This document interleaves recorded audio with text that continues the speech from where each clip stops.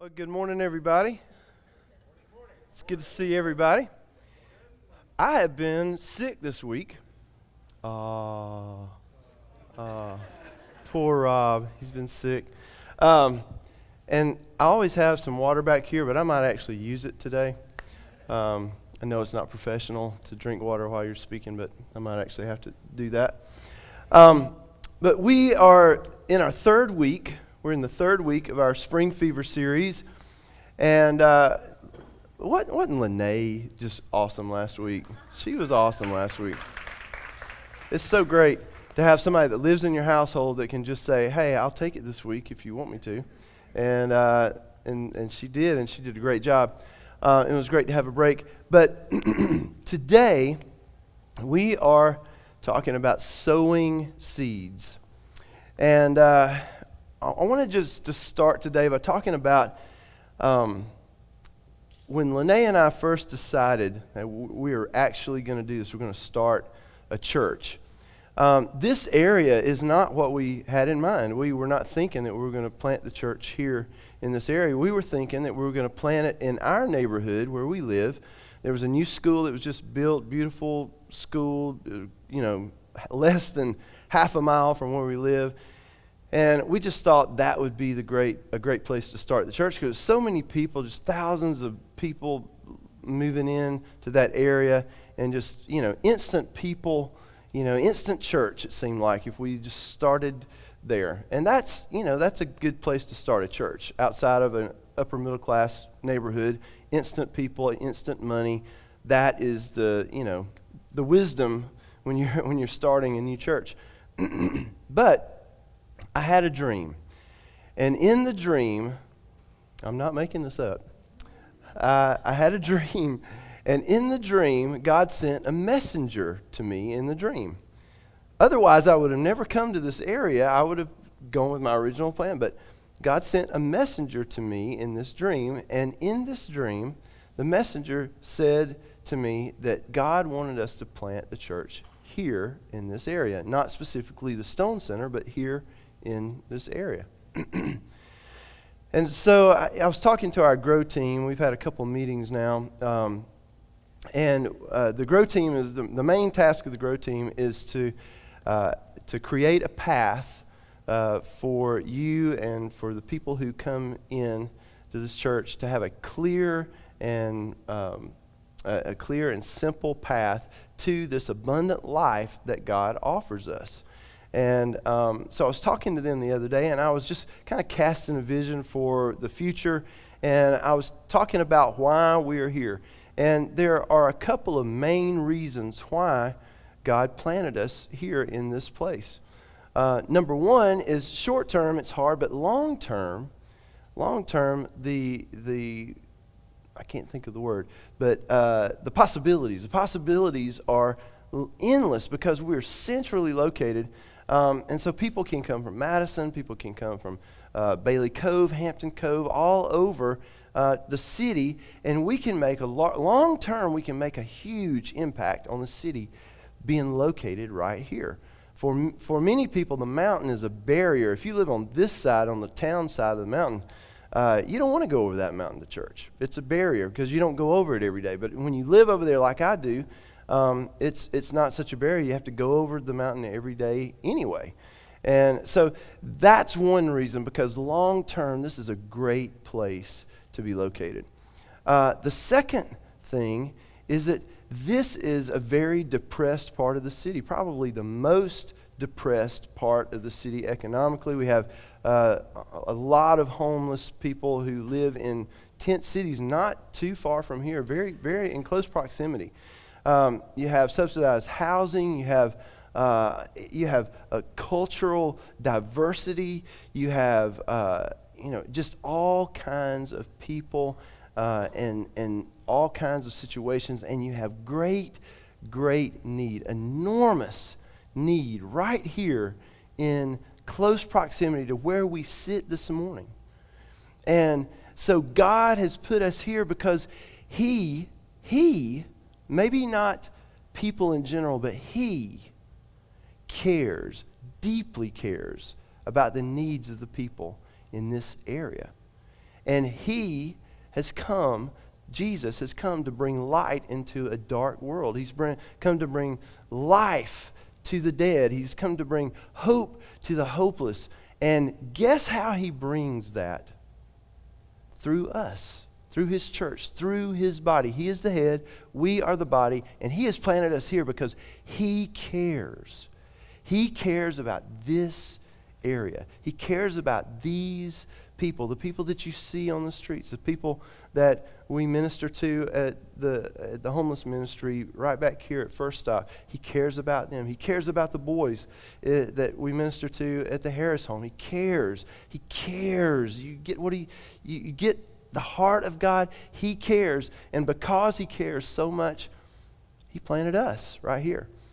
And then he sent you.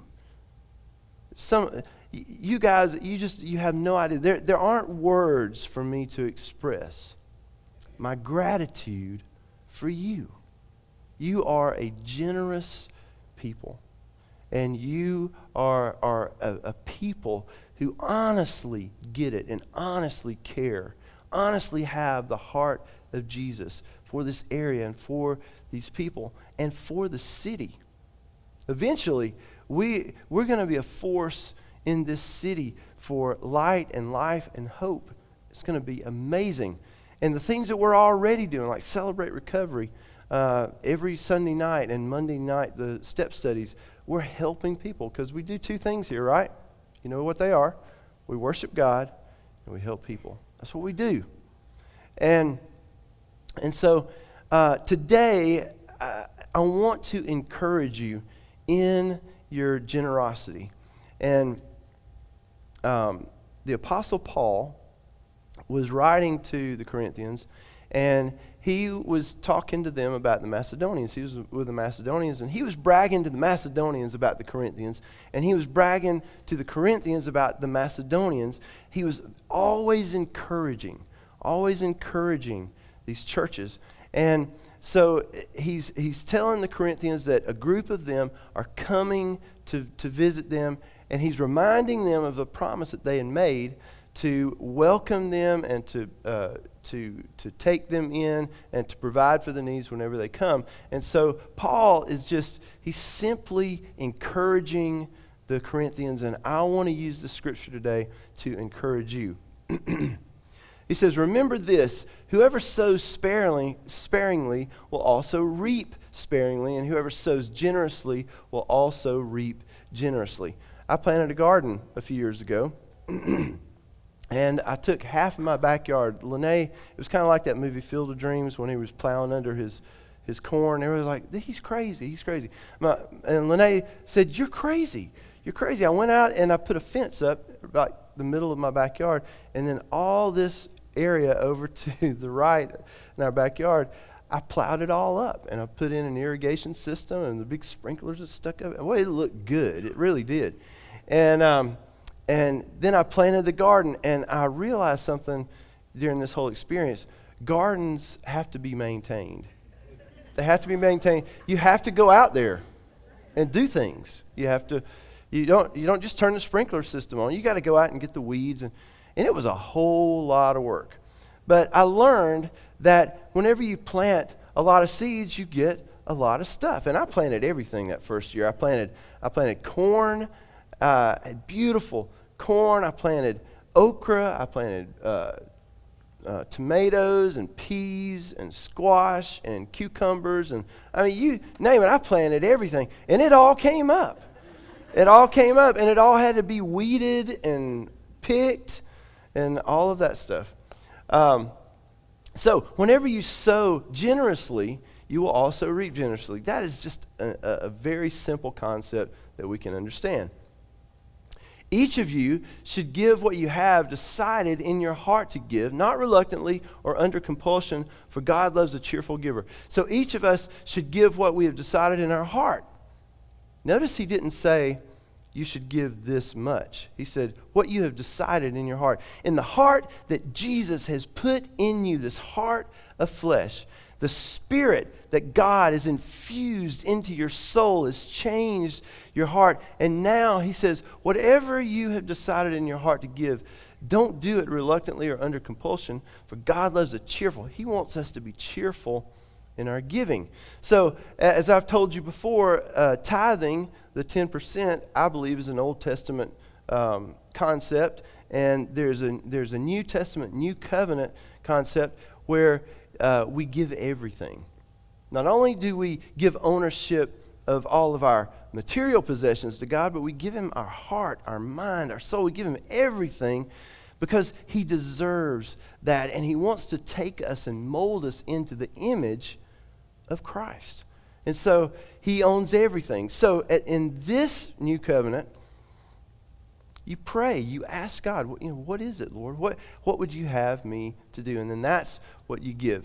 I'll tell you what I do. Every time I write myself a check out of my company's account, I have a business separate from the church, and I have for years, and that's how I feed my family. That's how we survive. And you may not know this, but just 3 months ago, the board decided to start paying me a small salary from the church, and that has started, and Lene and I are very grateful for that. But each week I write myself a check out of my company, and when I do, for me, the rule of thumb is 10%. I feel like 10% is a good place for me to start. I want to do more, and we don't just give to the church. We give in other places, and we help other people. But that's just my rule of thumb. That's just where I start. So when I write myself a check out of my company, I pull out my phone, and I go to the Net Church app. Did you know that we had an app? See, you learn something you may not have learned anything that's going to change your life, but you learn that we have an app. If you go to the app store, you can look at the Net Church app, and it's just a little blue icon with the N, our logo, the N on there. And so I go to this Net app, and I just pull up the Net app. And if you go down to the bottom here, there at the bottom it says Give, and I just hit Give, and because I already have my information in there, I hit Give, and then it has a little giving hand icon on the next page. You have to hit that too. And then it takes you to this page, and it has a place for you to put your amount in here, and then it says Next, and you can set it up as a one-time or a recurring gift. And so I just pull out my phone, and whatever the 10% is or whatever I paid myself, I just do that. And you know what? It takes like less than a minute to do that. And so that's the way I do it. And do you know how I feel? Whenever I give that money, the way I feel is not that I've just lost some money. I feel like I have invested that money into my spiritual account. I feel like I've invested that money in my, not somebody else's account. I feel like I've invested it in my account. And we'll see that in just a second. And it feels so good because it's more important than my retirement account. I have a retirement account, but it's more important than that account. It's more important than my savings account. It's more important than my checking account. And I put it in there, and you know what I feel? I feel cheerful about that. And there is a lot of reason that we're going to see in just a second why we should feel cheerful whenever we give. Let's look at it. And God is able to bless you abundantly, so that in all things, at all times, having all that you need, you will abound in every good work. There's a lot of alls and everys there. So that in all things, at all times, having all that you need, you will abound in every good work. You know, God has created good works for us to walk in. Scripture says that. I like the way this looks. This just looks like a good life to me. That in all things, at all times, having all that you need, you will abound in every good work. That just sounds really good to me. It makes me feel good. As it is written, this is from Psalm 112, they have freely scattered their gifts to the poor. Their righteousness endures forever. You get that? When you make a deposit into your spiritual account, that righteousness endures forever. Nobody can ever take that away from you. You put $100 into God's kingdom. It's credited to your account, and nobody at any time can ever take that away from you. Let's go on. Now, he who supplies seed to the sower and bread for food will also supply and increase your store of seed. So whenever you give, he knows that you're a faithful giver that gives with a cheerful heart, and he's going to supply you more seed. That's good. And will enlarge the harvest of your righteousness. So he supplies more seed so that you can plant more seed, and he will enlarge the harvest of your righteousness. Awesome. So awesome. And then you will be enriched. I love this now. You will be enriched in every way so that you can be generous on every occasion, and through us, your generosity will result in thanksgiving to God. Let's think about this just a minute. You will be enriched in every way. So whenever I'm given into God's kingdom, I'm cheerful about it because I know that is going to pay dividends for me. Jesus said this in Mark, the Gospel of Mark. He said, whoever has left houses or lands or brothers and sisters or anybody or anything for my sake and for the sake of the gospel, you will receive 100 or 60 or 30-fold in this life and the life to come. So this is something that pays you back in this life and the life to come. And so when I'm making that deposit, I'm thinking, I'm storing up for myself treasure in heaven, as Jesus said. But not only that, but God is going to be faithful to me in this life whenever I have a need in this life, because it says right here, he says, enriched in every way. It means that my relationships are going to be enriched. And life is about relationships, right? It is. If you don't know that, you need to know that. Life is about relationships. And so I know that whenever I have a need, I know that God is going to be faithful to me to supply my need in every way so that you can be generous on every occasion. And through us, he says, your generosity will result in thanksgiving to God. They are going to give thanks to God for what these Corinthians are about to do for them. And so not only does God supply more seed, he also multiplies the harvest. He enriches us in every way so that we can be generous on other occasions. And our generosity helps other people. That's a blessing, isn't it? Our generosity helps other people. And then, on top of that, those people are thankful to God and thankful for us. It is a beautiful, beautiful thing. I'm going to switch gears here for a minute, and we are going to do an interview with my friend, Ben Johnson. Ben is our financial guy. He's our treasurer for the church, and I want you to just give him a big welcome as he comes up.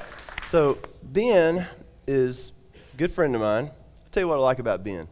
Whenever I feel down or need some encouragement, Ben is always an encourager. So far in our relationship, you've been a really great encourager to me.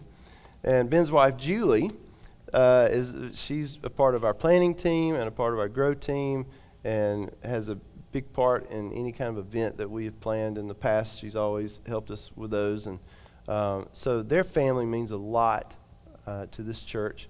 And Ben has a really incredible story. I haven't heard all of your story, but Ben has a really great story. And when we were talking about this particular week, Julie was in the planning meeting, and she said, you should get Ben to talk about his story. And so I made a few notes, and we're gonna we're going to talk to Ben. I mean, you got your notes too, huh? Well, we better get this right. So, I need a drink of water. So, Ben, tell me, you guys are faithful givers, and you really believe in giving, and you are the treasurer because you're really good with money, and that's one of the things that I picked up on when we first met and we're having conversations, and the reason I asked you to be the treasurer here at the church. How did this come about? When was the first time that you thought, I better start giving part of what I earn to help other people? How did that come about? So everyone can hear me. All right, good. So I'll get to that first. Thanks for letting me overcome my fear of public speaking involuntarily. And I'm from the north, so I'm going to try really hard not to swear. Yeah, he did not volunteer for this. Julie volunteered him for this. So everyone can collectively get a sigh of relief. The treasurer's not going to talk to you about beating you up for your tithe. So that was Rob's job. I'm going to talk to you about, like Rob said, how I give and cheerfully, and it's going to wrap into a lot of aspects of our life. So the story's going to jump around, so we're not here for an hour and a half. But it starts back when I was in the Army, still living in Michigan, Metro Detroit, and was engaged to and about to marry my current lovely wife, Julie. And so she was strong in her faith, and I was not. I said at the time I had a 5% faith solution. Like I'll tolerate the conversation, but that is about all I was going to do. But I always had some connection to it because my parents did a wonderful job raising me in the church. We were raised Catholic around Detroit, and so how I began to start giving was, to be honest, it was out of obligation. So Julie wanted to go to church, and so I went along. So who's done something for their spouse despite they not wanting to? No? I'm the only one, so it's a very short story. Okay. So I decided to go, and I decided to give. It was kind of one of the, I can tolerate this month, and let's give it a shot. But bear in mind, that wasn't just money. So we would begin to give, I'd begin to give my time on the Sunday to go do that. I'd begin to give time during conversations. And people in relationships know that men really love to have deep, deep conversations. So I'd give a lot. So I started giving a little bit more, and it seems inconsequential because when we started this, there was a point in our marriage just after we got married, about a year later, I got out of the Army, and we were unemployed for about 6 months then. So during 6 months is when I really started coming to faith and understanding of what giving means and what God does in return. To be clear, you'll hear nothing about prosperity gospel from me. I'm not talking about that. I'm talking about planting seeds in different aspects of our life. So we were living in Michigan, and we were talking about joining a small group, and we were talking about it and trying different churches, and so we found a church we liked. And so we stuck it out there, and we decided to try to give a little bit of money. And we stuck it out there, and that worked out well. It's the same with the church. And then we stepped out again. And many, many weeks and months of debate about joining a small group. Do we know? Are we going to stay here? What's going to happen with the military? What's going to happen with the job? A lot of reasons to talk ourselves out of it. But we just went. We went one time. We invested that part of ourselves. We invested that part of the time. And then it started to grow exponentially. So we began to be more involved in the church. And a lot of it come from just saying yes, trying to do things, being kind to people, finding opportunities that we can help within our means and within our talents. And that started to develop and foster. And what we saw was nothing like what we had planned. So we always joked after we got out of Detroit, we moved to Washington, D.C., and then we moved to Alabama. We joked when we were newlyweds talking about the future, all bright-eyed with excitement, where are we going to go? And the funny joke was, there's no, insert your northern adjective there, way I'm ever moving to Washington, D.C. And her thing is, there's no way I'm moving to the South, some horrible place like Alabama. 'Cause she's from Chicago. So that's the humility aspect. Is God just said, you can keep talking all you want. You're going to Washington, D.C. I got a great job, and then we moved there, and then I even got a better job, and we moved down here, and we're near family now. Imagine that, a bunch of Midwesterners all settled in Huntsville. So we found out over time, and I found out over time in my, we should call it my walk in faith and my growth, that God really isn't too interested in what I think I should be doing, but he presents opportunities where I can grow in many ways, and the outcome has always been way more than we ever anticipated. I think my wife would openly agree on that. What's God has provided in the end is much more fantastic than we could have ever imagined. Now, it's not all sunshines and roses. I mean, there's been times where it's been hard. Our child was very sick for quite some time during a difficult transition. My best friend committed suicide. I still deal with the repercussions of 2.5 years at war.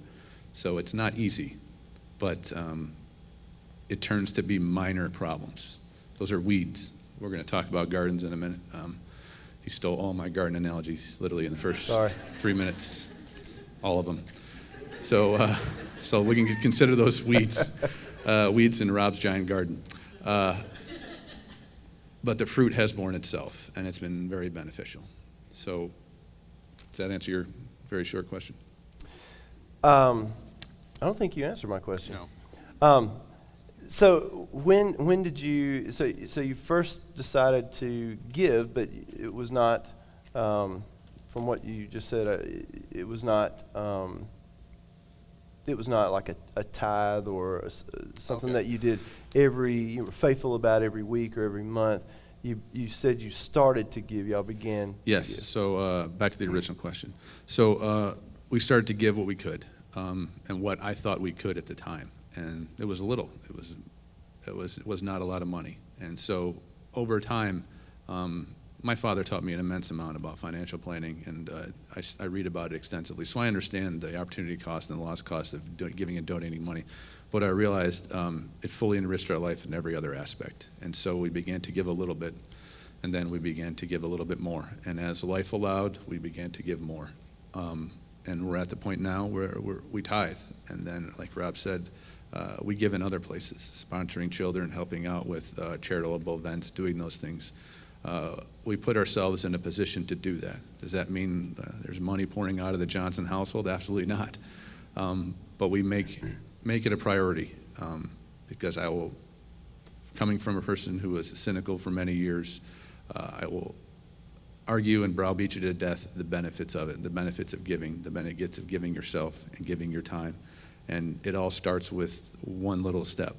So it wasn't hard to do any of these little steps. Now, if you did it all at once, that might have been a big jump. But over time, the practice and habit of giving your time, giving of yourself, giving of relationships, giving of your money, giving of your treasure, because money's not the only treasure you have. Sometimes it's just your time and your compassion and your kindness towards others. So that is how it started, with just a little bit, and over time it grew to what we do now. And we always look for opportunities where we can help and give more. So were there ever times when you thought, things are tight this month? Maybe it's harder sometimes. I know for us it's harder sometimes than others. So we've had times, like I said, when we're unemployed, or when we just move, or the kid gets sick, or we buy a house and every toilet in the house broke the first day we moved in. Every single toilet. I'm sorry. That sounds like... Not as sorry as I was. So it's strange, because there's a lot of things I can't explain in my walk of faith, and that's why it's called a walk of faith. So we gave when it hurt, and then I hate to say that God's always going to be there to provide, because there are hard times, but there's been times where it's been tough, and God provided. We're sitting around trying to figure out how we're going to pay bills, and how we're going to take care of medical stuff for our daughter, and all those things. And the next day I get a check in the mail from Chase Bank, because it turns out they had been ripping off service members for years with interest rates and stuff, and I got a check for $1,700. I think I'm just making up that number, but it was in that category. Try and prove me wrong. So it's one of those things where we couldn't explain it, but it instantly solved the problem. And so we were very thankful, and we look back over time, it seemed to have worked itself out. If you want to stress about money, you can always find a reason to stress about money, but God's given me many examples of where I don't need to stress about it. Have money, don't have money, it's the same stress. It's what you do with it and how you act. So, yeah, better And answer. you've seen blessing in other areas of your life. Yes, so we have. Our friendships through our involvement in the church have been, my wife said this, make sure you talk about it. Because I'll get stuck on we'll start talking figures and percentages and it's real boring. The friendships we've made are lifelong. I mean, we have friends from our churches, from every city we've been in. So those are going to last forever, and those have endured. Those have helped us in the hard times. So it's those friendships and those relationships we've built that stemmed out from us sowing those seeds in those different churches and those communities. Yeah. Let's talk a little bit about your garden. You have a great garden, and my garden was really big and really green, but you have really good vegetables that come up out of your garden. My harvest was not what it could have been, but you have a garden in your backyard, but you have another garden, right? Yes, so I work in the Arsenal, and I have a garden plot on the Arsenal. So anyone who works in the base, you can rent. For $20, you get something about the size of this aisle, like 20 by 60. So, because Rob's a weed spread to my garden, I decided to put in a different type of system to suppress the weeds, landscaping cloth and an irrigation system, so it doesn't involve much time. But our fruit production is ridiculous, so we get an immense amount. But the analogy for the garden, I do it at home.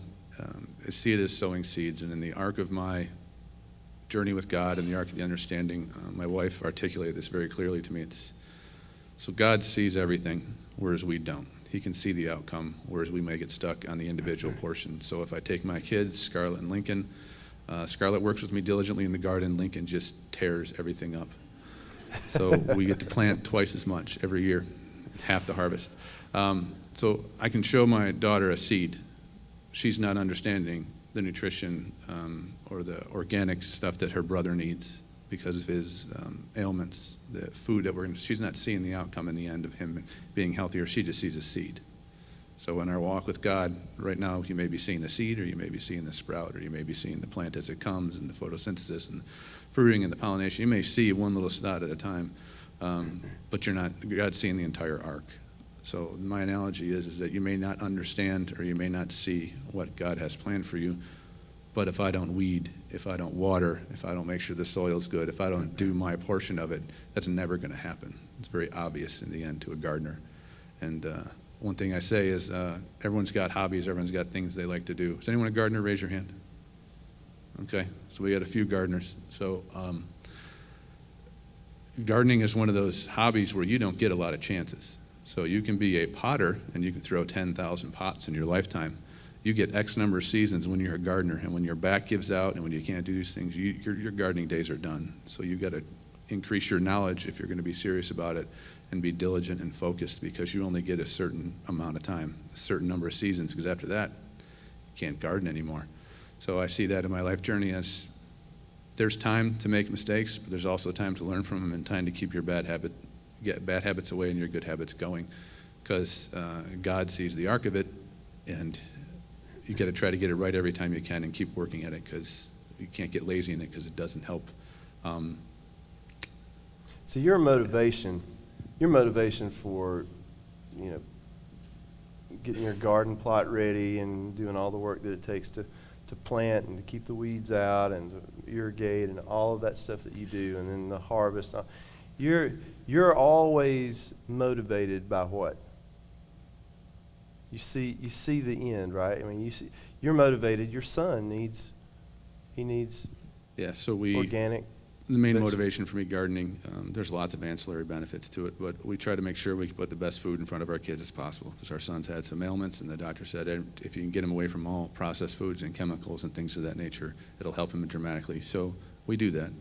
And it also gives me a chance to bond with my children. But the main motivation is something towards the end, beneficial for them. So building this, I think the best thing I can do, and my wife and I talked about this seed we're sowing right now, is our habits try to mirror to our children, because it's our job to make sure that they get into heaven too. So mirror to them what we like to see, show them how we want them to act and teach things, and teach them that sowing seeds for their future can be done at any age and in any way. So you have a vision. Whenever you're planting your garden, you have a vision of what the outcome is going to be, and that's your motivation. Tell us a little bit about the motivation for your giving. Whenever you give, you also have some type of vision. What motivates you on that side of things?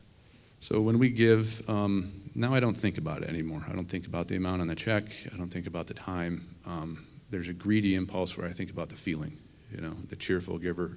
It feels nice. If you've ever gone to Harris Home or First Stop or volunteered in other ways or helped other people, no one's ever really walked away from volunteering or helping and just saying, that was a horrible waste of my time. I hated it. If you did, you're volunteering with the wrong organizations. So in the end, it's that giving helps in so many other ways. It brightens everyone's days. It helps other people. I have literally no examples of when we've given financially, or we've given of our time or our love or anything, any of the gifts we have, where it's had a negative outcome. I can give you countless examples where we have not done stuff and had a more selfish outlook, and things did not work out well.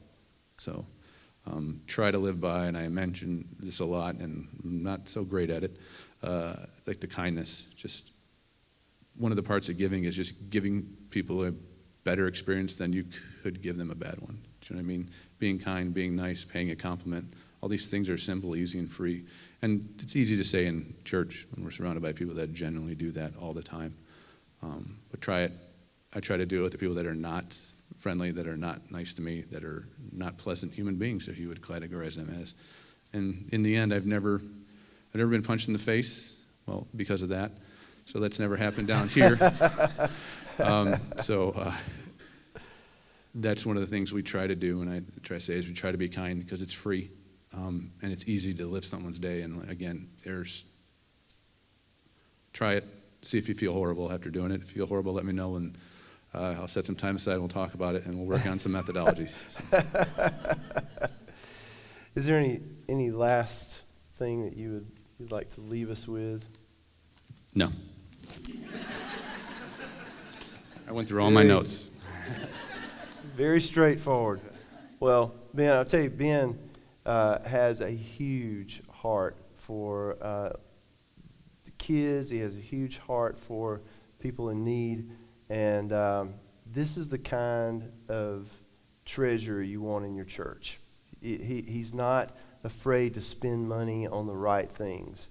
And he's not saying, oh, we got to save, we got to keep it, we got to hold on to it.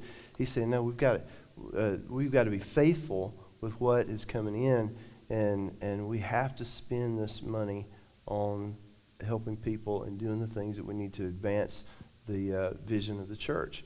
And I love that about Ben, and I just love the fact, we had an Easter egg hunt last Easter, and this big, huge thing out here on the green,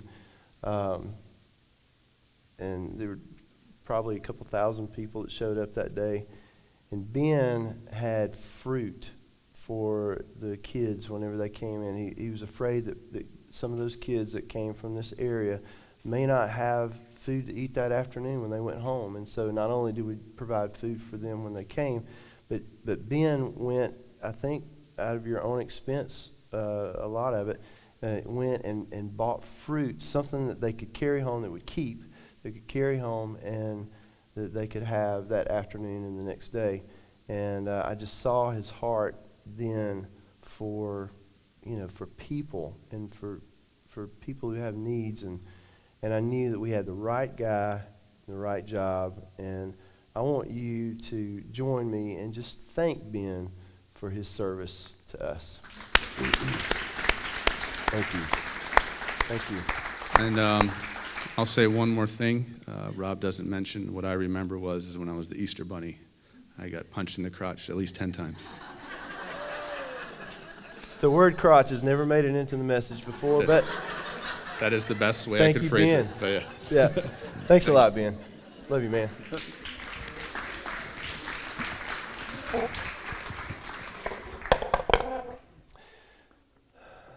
So, not much I can add to that, but I do want to pray for you, and I just want to let you know that God has a great vision for what He wants this church to accomplish. There are so many great ideas and so many things that we talk about on the horizon. And one of the things that just came up the other day is we sent our kids to the Vision Camp. You remember just a couple weeks ago we saw the video of the Vision Ministry, and Lene and I met with the owners of the Vision Ministry. I'm telling you, these people are just full of the Holy Spirit, love God. They are just the greatest people, and they have a vision for what their facility can do for others. And so Lene and I think it was Lene's idea, but we want to take the Harris Home kids to this Vision place. Who all went to the Vision Camp? Yeah. And some in the back too. Wouldn't that be an awesome thing to have those guys out there? That would just be so much fun. We're going to do that. That's one of the things that we're going to do. But we have a whole vision of how we can lift lift people in this area financially, emotionally, and we want this place to be a place where people can come and have their needs met. If they need a job, they can come and learn a skill. If they need counseling, they can come and get counseling. If they need food or clothes, they can come get food and clothes. We have this whole idea and this whole vision for having a stepping stone for the homeless, so that when they get a job, they don't have to go back to the tent that they live in, and they would have a place to come in out of the elements and have a stepping stone to get them from off the street into some permanent housing. And so we have this whole vision for that, and maybe one day soon we'll do a whole Sunday about some of this stuff that is in the works and on our minds and in our hearts to do around here. But God has given us a purpose here in this area, and I'm so glad about that. Let's pray together, and let's just ask God to make the vision clear and to empower us to make these things happen.